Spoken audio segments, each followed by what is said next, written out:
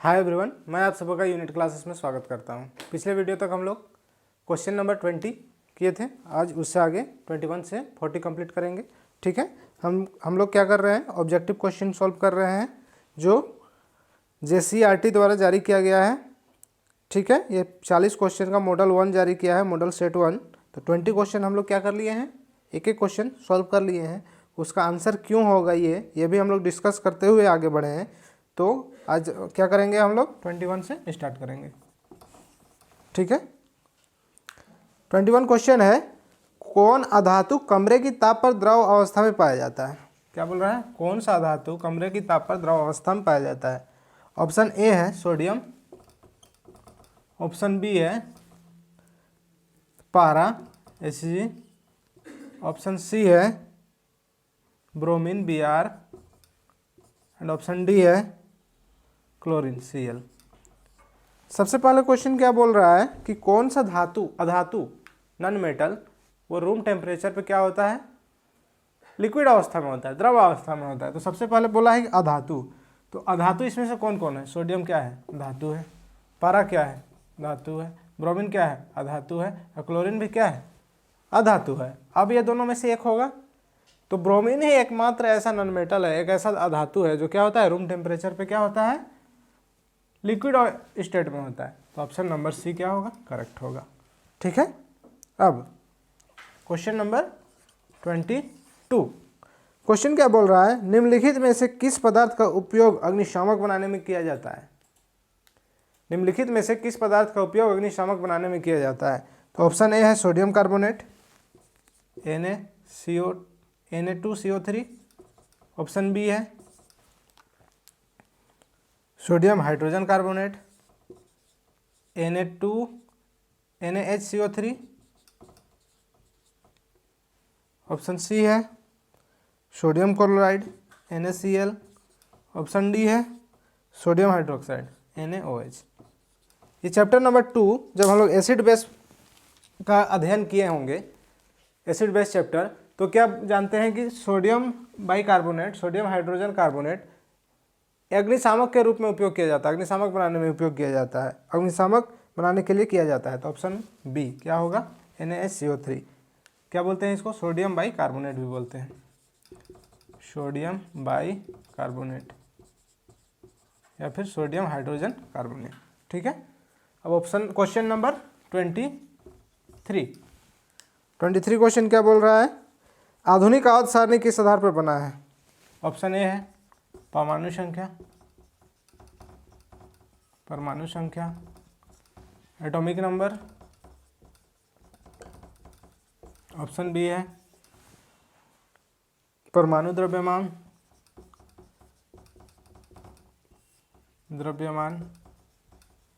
Atomic mass,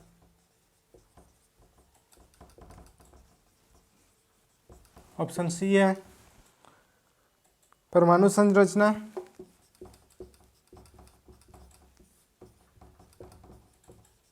structure of atom, atomic structure,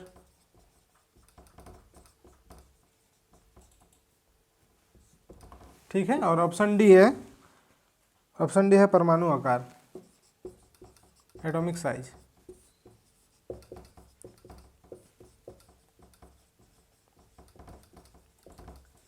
ठीक है, question बोला क्या है कि आधुनिक आवर्त सारणी, मॉडर्न पीरियोडिक टेबल किस बेसिस पे लेके बनाया हुआ है। तो हम लोग जैसे पीरियोडिक टेबल ऑब्जर्व करते हैं, क्या देखते हैं कि सबसे पहले एटॉमिक नंबर 1 है, 2 है, 3 है, 4 है। तो किसके बेसिस पे बनाया गया है, एटॉमिक नंबर के बेसिस पे। किस पे, एटॉमिक नंबर के बेसिस पे।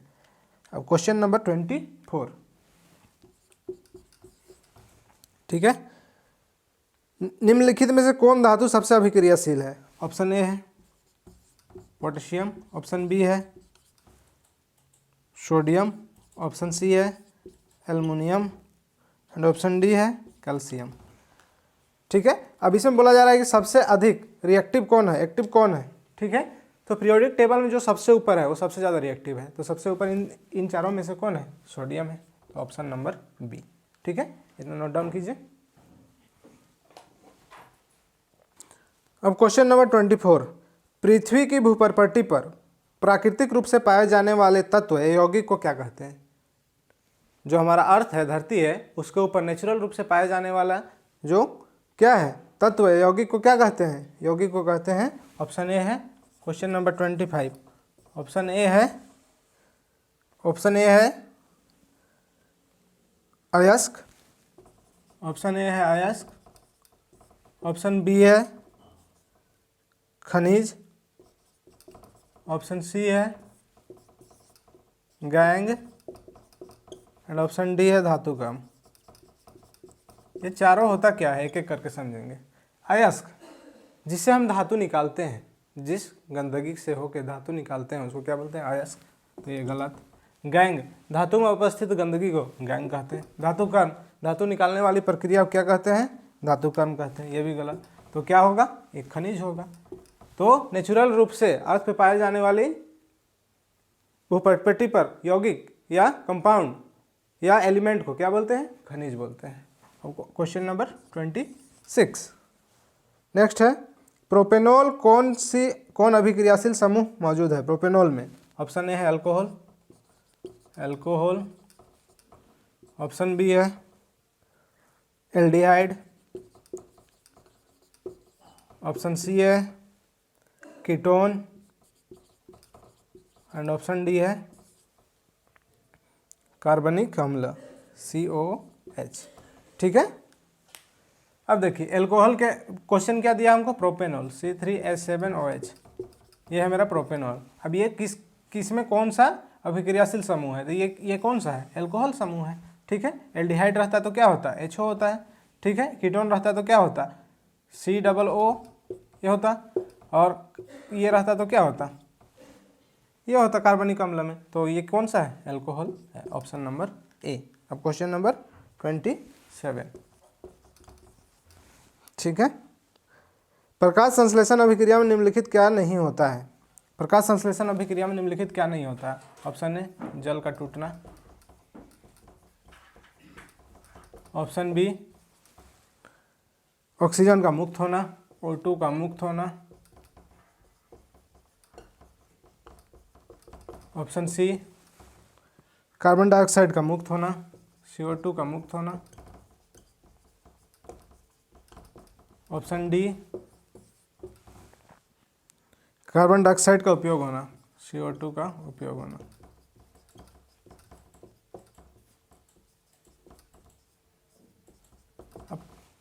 अब प्रकाश संश्लेषण में होता क्या है? क्या होता है?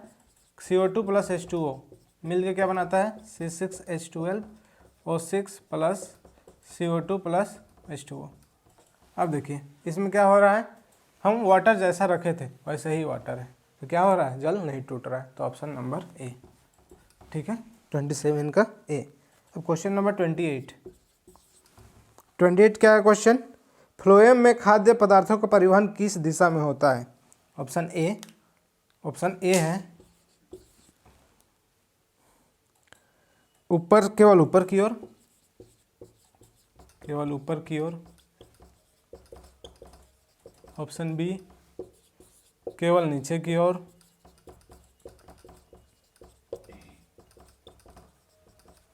ऑप्शन सी ऊपर और नीचे दोनों ओर,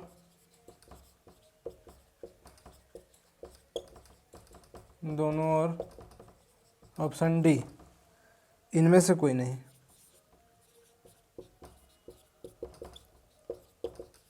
कोई नहीं।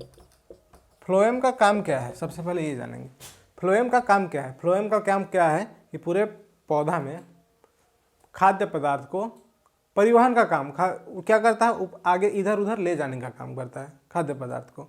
तो फ्लोएम क्या करता है? ऊपर भी ले जाता है, नीचे भी ले जाता है। तो ऑप्शन देखिए, केवल ऊपर गलत, केवल नीचे गलत, ऊपर नीचे दोनों और सही। ठीक है, चलिए इतना नोट डाउन कीजिए। अब question number 29, question number 29 question क्या बोल रहा है? वृक्क की रचनात्मक तथा क्रियात्मक इकाई को क्या कहते हैं? ऑप्शन ए कोशिका, ऑप्शन बी वृक्क,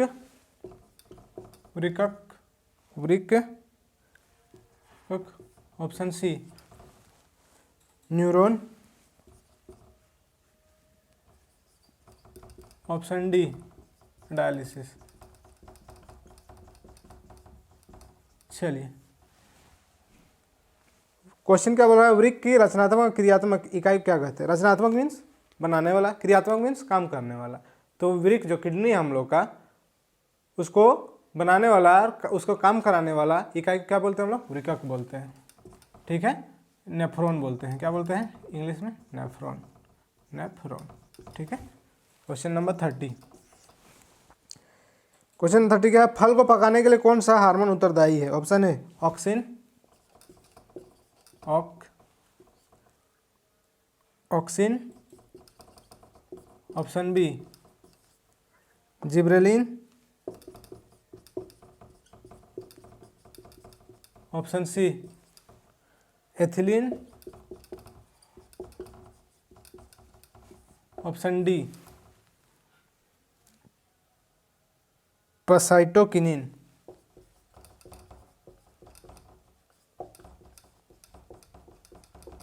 अब हम क्या जानते हैं, फल को पकाने के लिए कौन सा हार्मोन यूज किया जाता है, एथिलीन। तो ऑप्शन नंबर क्या होगा, सी एथिलीन।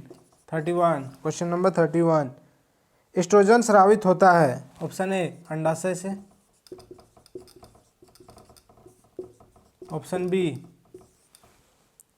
थायराइड द्वारा। ऑप्शन सी वृषण से, वृषण द्वारा। ऑप्शन डी पिट्यूटरी द्वारा।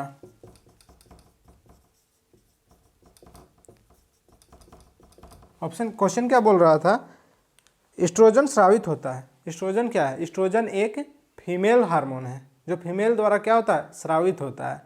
तो एस्ट्रोजन किसके द्वारा होता है, फीमेल द्वारा स्रावित होता है। तो इसमें से क्या है, फीमेल अंडाशय में, फीमेल में अंडाशय होता है।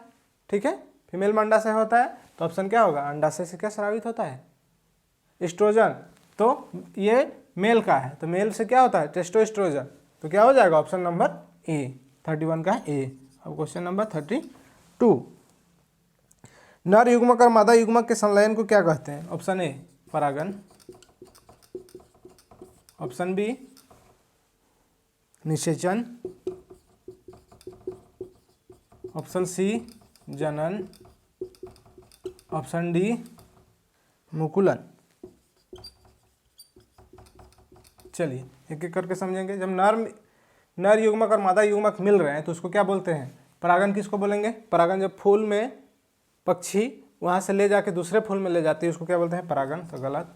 जनन किसी का विकास होना, जनन, गलत। मुकुलन किस में होता है, हाइड्रा में होता है, गलत। तो निषेचन क्या होगा, नर युग्मक और मादा, नर और मादा युग्मक का एक साथ को मिलना है, मिलना क्या कहलाता है, निषेचन, गलत। Option number B. 33, दिए गए चित्र में कौन सा जनन हो रहा है। तो हाइड्रा, किसका चित्र दिया हुआ है, हाइड्रा का। तो हाइड्रा में किसका होता है, कैसा जनन होता है, मुकुलन होता है। अभी पढ़े। तो ऑप्शन नंबर क्या हो जाएगा, ए। क्या हो जाएगा, मुकुलन। ऑप्शन नंबर ए, यही सही होगा। ठीक है, इतना नोट डाउन कीजिए। क्वेश्चन नंबर अब 34। क्वेश्चन नंबर 34 क्या बोल रहा है, पक्षी और चमगादड़ के पंख हैं। पंछी और चमगादड़ के पंख है। पहला समजात अंग, समजात अंग। ऑप्शन बी क्या है, ऑप्शन ए था। ऑप्शन बी क्या है, ऑप्शन बी है अवशेषी अंग, अवशेषी अंग। ऑप्शन सी है जीवाश्म। और ऑप्शन डी है असंजात अंग, असंजात अंग। चलिए क्या होता है, पक्षी या चमगादड़ दोनों में क्या होता है, पंख होता है। दोनों किस लिए उपयोग करता है, उड़ने के लिए उपयोग करता है। तो क्या है, एक ही तरह का है।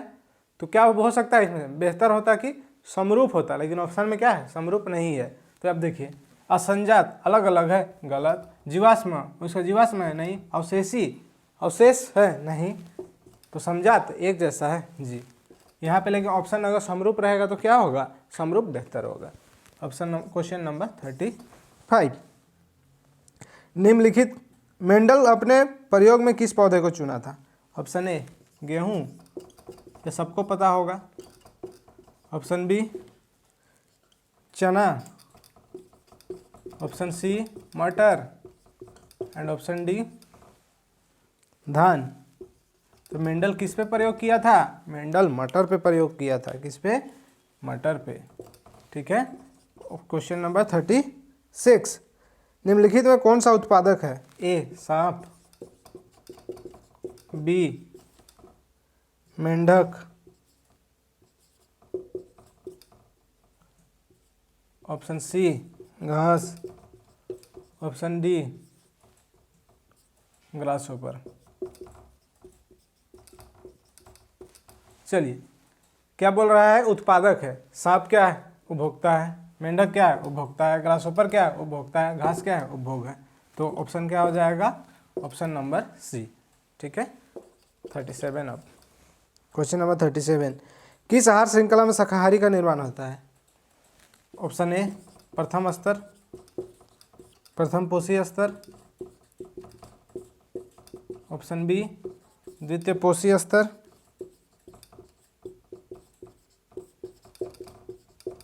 ऑप्शन सी तृतीय पोषी स्तर, ऑप्शन डी क्या हो जाएगा? चतुर्थ पोषी स्तर। हम सबको पता क्या है कि प्राथमिक स्तर जो होता है वो क्या होता है? शाकाहारी होता है। तो प्राथमिक स्तर कौन सा है? प्रथम पोषी। ठीक है। तो ऑप्शन नंबर ए। क्वेश्चन नंबर क्या है अब? 38, ओजोन परत का अपक्षय के लिए कौन जिम्मेवार है? Option number A CO2, option number B CFC, option number D SO2, option number D SO2, option number C था, option number D NO2। CFC क्या है? ओजोन का डिप्लेशन हो रहा है, अपक्षय हो रहा है। उसके लिए सबसे बड़ा जिम्मेदार कौन है? हम लोग क्या होते हैं? फ्रिज यूज कर रहे हैं, कूलर यूज हो रहा है, उससे क्या निकल रहा है? क्लोरोफ्लोरोकार्बन निकलता है। ये सबसे ज़्यादा जिम्मेवार है। तो सबसे ज़्यादा क्या हो जाएगा? Option number B CFC। Question number 39 क्या बोल रहा है? निम्नलिखित में से कौन जैव मात्रा का ऊर्जा का स्रोत नहीं है? पहला लकड़ी, दूसरा गोबर गैस, थर्ड सी नाभिक की ऊर्जा,